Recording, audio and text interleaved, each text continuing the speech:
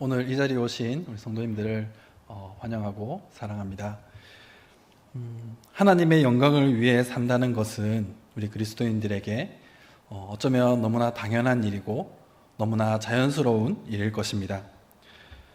그렇다면 우리가 하나님의 영광을 위해서 어떻게 살아가고 있을까요? 우리는 하나님의 영광이 어떻게 나타나는지를 어떻게 생각하고 또 어떻게 나타내려 하고 살아가고 있는지를 살펴보고 또 생각해야 할 것입니다. 그러나 많은 그리스도인들이 하나님의 영광을 나타내야 한다고는 말하지만 하나님의 영광을 나타내는 것을 잊고 살아갈 때가 많습니다. 그리고 또한 하나님의 영광을 나타낸다는 것을 오해하고 살아가게 됩니다. 내가 예수님을 믿는 그리스도인이니까, 나는 교회를 다니는 교인이니까 세상에서 성공해야 돼.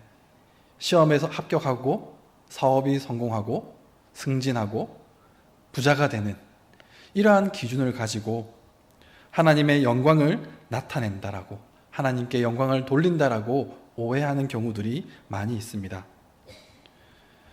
그리스도인으로서 부족함 없이, 그리스도인으로서 하나님의 체면을 살리기 위해 성공해야 된다는 생각, 어찌 보면 맞는 것처럼 들릴 수 있습니다.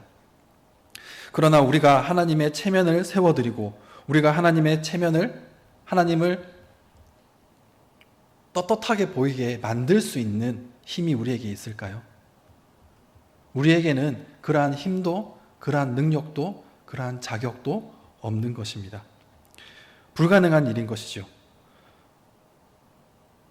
내가 잘 되어야 하나님이, 예수님이 영광 받는다라는 그 강박 때문에, 그리스도인은 하나님의 복을 받기 때문에 무조건 잘 살아야 한다라는 그 강박으로 인한 오해일 것입니다.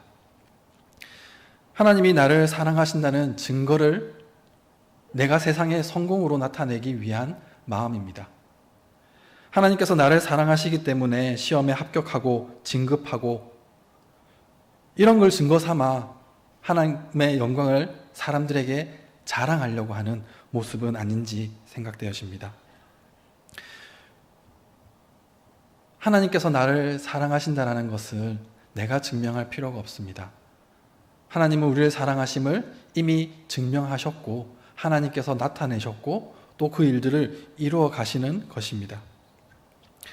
우리는 세상의 기준을 가지고 살 필요가 없습니다. 세상의 기준을 교회에 가지고 올 이유도 없습니다. 우리는 하나님의 기준으로, 하나님의 마음으로, 하나님의 생각을 따라 하나님의 영광을 돌려야 할 것입니다. 그렇다면 하나님께 영광 돌리는 일이란 어떤 것일까요? 예수님께서는 마태복음 5장 16절의 말씀을 통하여서 이같이 너희 빛이 사람 앞에 비치게 하여 그들로 너희 착한 행실을 보고 하늘에 계신 너희 아버지께 영광을 돌리게 하라. 아멘. 그리스도인들의 착한 행실을 통하여 그리스도를 알지 못하는 이들이 하나님을 찬양하고 하나님께 영광 돌리게 해야 한다는 것을 말하고 있습니다. 세상의 기준으로 진급하고 시험에 합격하는 것, 물론 할 수 있으면 더 좋겠죠. 하지만 하나님께 영광 돌리고 하나님의 영광을 위해 산다라는 것은 세상의 기준이 아닌 하나님의 마음으로 나아가는 것입니다. 이를 사도 바울은 오늘 우리가 읽었던 말씀 앞부분에 23절부터 말씀을 이렇게 표현하고 있습니다. 모든 것이 가하나 유익한 것이 아니고 덕을 세우는 것이 아니니라. 24절에는 아무도 자기 유익을 추구하지 말고 남의 유익을 추구하십시오. 이것이 진정 예수님의 마음인 것입니다. 나를 위해서, 나의 이익을 위해서 사는 것이 아니라 남을 위해 살 때에 하나님의 그 마음을 따라 살아가는 것입니다. 하나님을 사랑하고 이웃을 사랑하라 하셨던 그 말씀을 우리가 지키며 나아갈 수 있는 것입니다. 바울은 당대의 고린도에 있는 그 상황을 비추어서 오늘 우리가 읽었던 말씀 앞부분에 있는 25절부터의 말씀을 통하여서 고린도 시장에서 고기를 구입하는 예를 들어 그 실천을 보여주고 있습니다.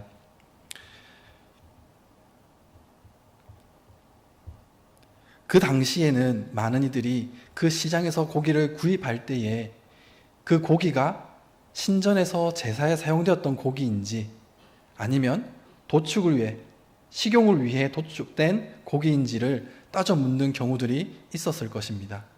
왜냐? 하나님께서 부정하다라고 정하신 제사에 사용되어졌던, 우상에게 바쳐졌던 그 고기를 먹을 수 없기 때문에, 먹어서는 안 된다라는 생각 때문에 그러한 것들을 따져 물었을 것이라고 생각되어집니다. 하지만 예수님께서는 베드로에게 환상을 통하여서 3번이나 부정한 음식들을 먹으라고 말씀하셨습니다.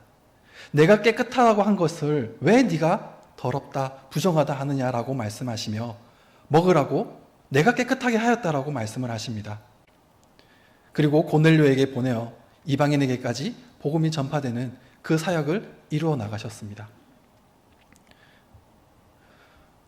또한 예수님께서는 사람의 입으로 들어가는 것이 사람을 악하게 하고 더럽히는 것이 아니라 그 안에 들어간 것은 위로, 장으로 들어가 소화되어 뒤로 나가는 것이고, 그 입에서 나오는 것, 사람의 마음에서 나오는 악한 생각이, 불의가 사람을 더럽게 한다라고 마가복음 7장에서 말씀하고 계십니다.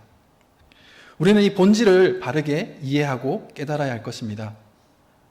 우리가 율법이라고 말하고 지켜야 한다라고 말하는 것들이 겉으로만 보여지고 율법주의에 우리를 묶어두는 것은 아닌지, 우리의 행함이 정말 하나님께서, 예수님께서 원하시는 그 본질에 맞는 것인지를 생각해 볼 수 있어야 할 것입니다.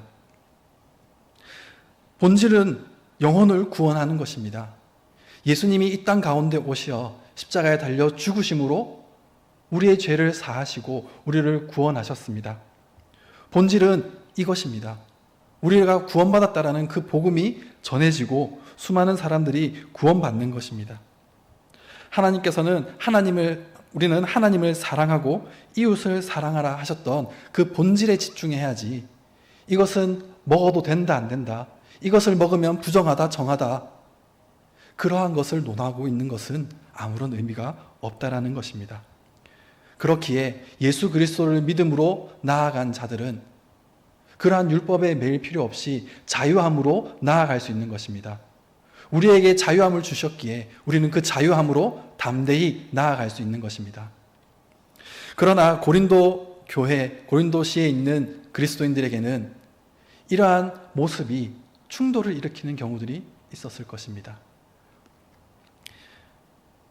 율법주의에 사로잡혀 있던 자들, 혹은 그 자유만을 느끼고 자만하여서 나는 예수 그리스도를 믿음으로 나는 괜찮아, 저거 부정하다고 하였지만 내가 먹을 거야, 나는 아무 문제 없이 먹을 수 있어, 먹어도 괜찮아 라고 하는 이들의 그 모습이 누군가에게는 시험이 되고 누군가에게는 상처가 될 수 있다는 것입니다. 그래서 바울은 그러한 이들을 위하여서 그 자유를 먹지 않고 선택하지 않을 수 있는 자유라고 이야기하는 것입니다. 25절부터의 말씀을 보게 되면 무릇 시장에 파는 것은 양심을 위하여 묻지 말고 먹으라고 말하고 있습니다. 고기를 파는 자가 도축을 위하여, 먹기 위하여, 팔기 위하여 준비한 것인지, 제사에 사용되었던 것을 가지고 와서 파는 것인지에 대해서 묻지 말고 먹으라는 것입니다. 또한 불신자의 집에 초청을 받았을 때에 그가 준비한 음식이 제사에 사용되어진 것인지 아니면 그냥 구입을 한 고기인지 묻고 따지지 말고 대접을 감사함으로 받으라는 것입니다. 다만 누가 너희에게 이것이 제물에 사용되었던 것이라고 알려준다라면 그것을 말해준 사람의 양심을 위하여 먹지 말라고 이야기하는 것입니다. 그런데 그것을 알려준 사람이 초대하여 음식을 준비한 사람인지 혹은 그리스도인과 동행해서 간 믿음이 연약한 초신자인지는 알 수 없습니다.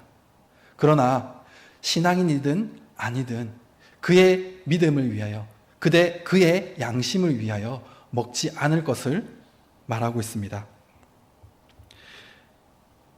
우리가 세상을 살아가다 보면 그리스도인으로서 우리가 자유함을 누리며 나아갈 수 있는 경우와 상황들이 많이 있습니다.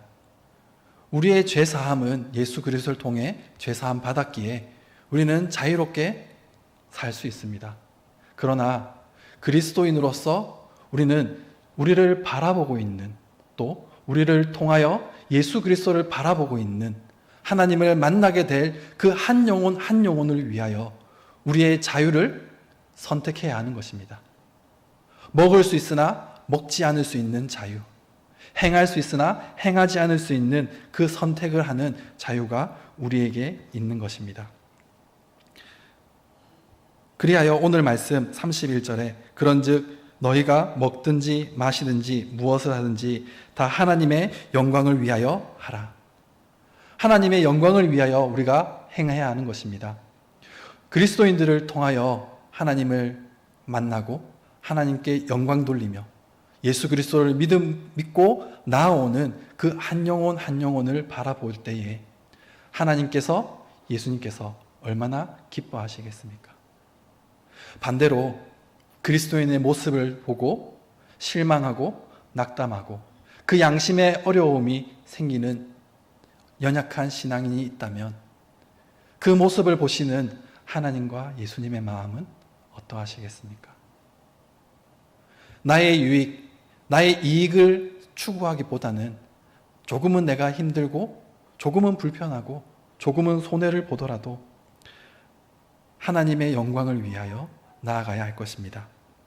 32절의 말씀에서처럼 유대인에게나 헬라인에게나 하나님의 교회에나 거치는 자가 되지 말고, 거치는 자가 되지 말라라고 얘기합니다. 걸림돌이 되지 말고 그의 마음을 낙담하게 하고 상처 입히는 자가 되지 말라고 말씀하고 있습니다. 이어서 나와 같이 모든 일에 모든 사람을 기쁘게 하여 자신의 유익을 구하지 아니하고 많은 사람의 유익을 구하여 그들로 구원을 받게 하라. 11장 1절의 말씀에 내가 그리스도를 본받는 자가 된 것 같이 너희는 나를 본받는 자가 되라.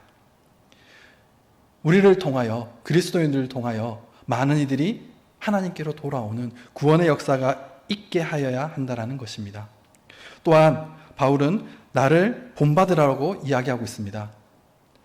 어떠한 측면에서 보았을 때는 솔직히 조금 교만한 건 아닌가, 조금 조심스러운 표현이 아닌가라는 생각이 들었습니다. 그러나 이 말씀을 조금 더 읽어보고 또 여러 가지 자료들을 찾아보는 결과 이 속뜻은 당시에 고린도에 있던 사람들은 예수님을 직접 보지 못했던 사람들이 허다합니다. 그렇기에 그들에게 예수님의 모습을, 예수님의 뜻을, 예수님의 마음을 온전히 전할 수 있는 것은 자신의 행동, 자신의 모습을 통해서였을 것입니다. 그렇기에 자신이 예수 그리스도를 닮아가려고 한다는 것을 보여줌으로 자신을 따르라고 담대히 선포하였다라고 생각되어집니다. 저는 이 말씀이 오늘 우리에게도 적용되어지기를 소망합니다. 동네 중앙교회의 교인으로서, 예수 그리스도의 자녀로서, 그리스도인으로서 세상의 많은 사람들에게 예수 그리스도의 모습을 전할 수 있는 축복의 통로가 되기를 간절히 소망합니다. 우리의 모습을 통하여 많은 이들이 주님을 만나고 주님을 영접하고 그리스도인이 되어 하나님 품으로 돌아올 수 있기를 간절히 소망하는 것입니다.